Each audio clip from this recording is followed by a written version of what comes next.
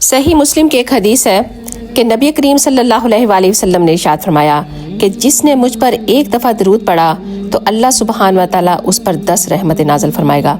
تو یہ شب جمعہ کا درود شریف ہے، اس کو پلیز ایک دفعہ ضرور سنیے گا اور شب جمعہ کو اس کو پڑھ کر ضرور سوئے گا، اس کا بہت زیادہ آپ کو ثواب ملے گا۔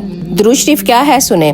اللہم صلی وسلم وبارک علی سیدنا محمد النبی الامی الحبیب العلی القدر العظیم الجائی وعلی آلہ وصحابہ وسلم۔